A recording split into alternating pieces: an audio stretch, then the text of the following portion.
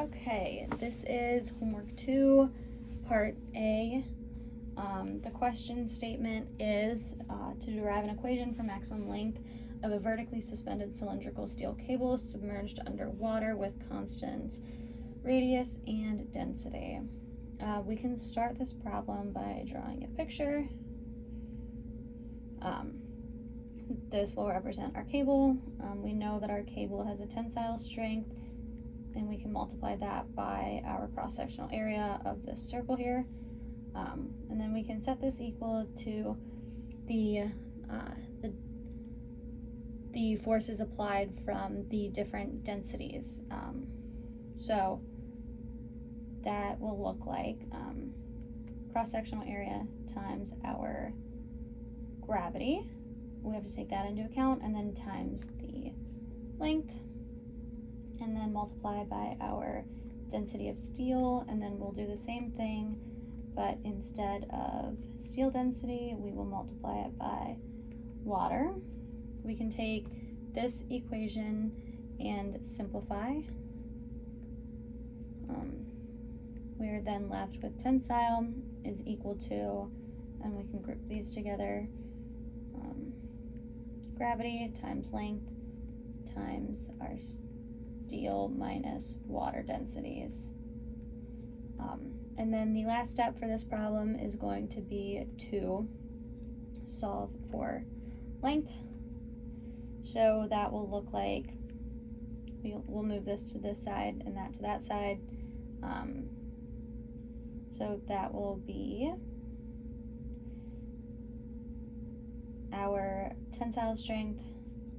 I guess I could work through that a little bit better. That'll be changed my writing. 1 over L is equal to G densities minus waters over tensile, and then we can flop it because of algebra, and that'll be gravity times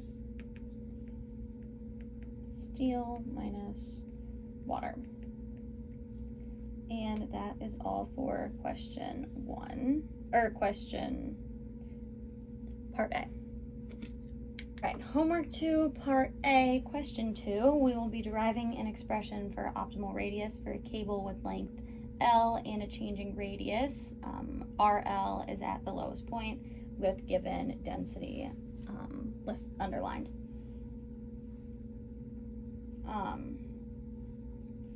We can start off again, as we do with most, drawing a picture.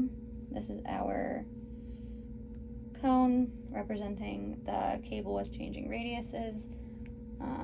We can label this as L, and this is 0, and then our sections that we will be taking, we can give the variable Z and label it in the positive direction. We will be able to set again our tensile strength times our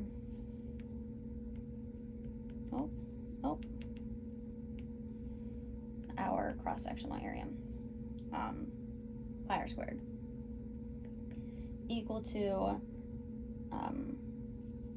density times gravity times the integration from L to Z of the cross-sectional area with respect to Z. So it's like taking bites out of it like this, sections, I guess. And our next step will be to take the derivative of this equation. So that'll look like 2 pi r times tensile equal to rho g, and then this can cancel, and that'll leave us with negative pi r squared because of the integration limits that we had set. And I skipped a step here. That is dr dz. Okay, now our next step will be to shuffle some things around and cancel.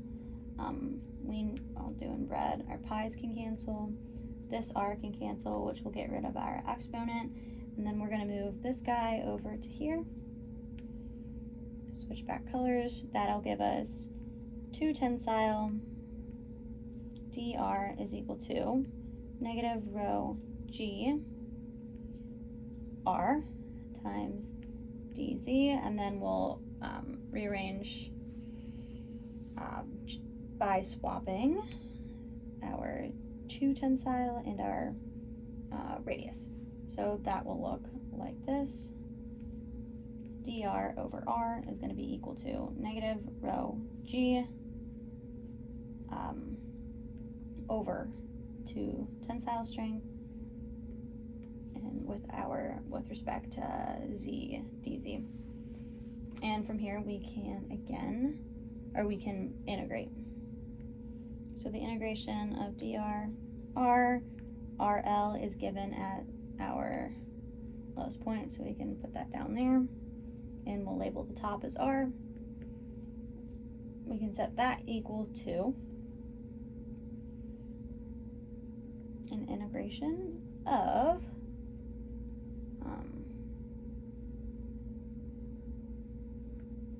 z to l negative rho g over 2 dz. Okay.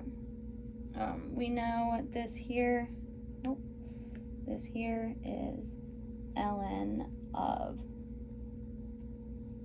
r, and that'll be solved from our limits. Oh, all kinds of zooming today. And then that leaves this side of the equation as negative rho g over 2 here. And then that'll be easier than this guy over here, so I'm just gonna skip a step, and that's what we'll end up getting.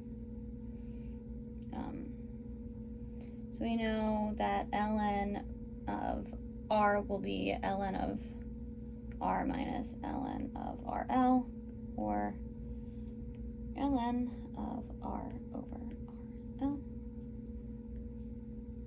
is equal to negative rho g z minus l over 2 tensile. And then to solve for r as given in the problem, we're solving for optimal radius. We can use our exponential and natural log principles. So that will end up giving us r is equal to rl exponent of this guy, negative rho g over 2 z minus l. And that is our final answer.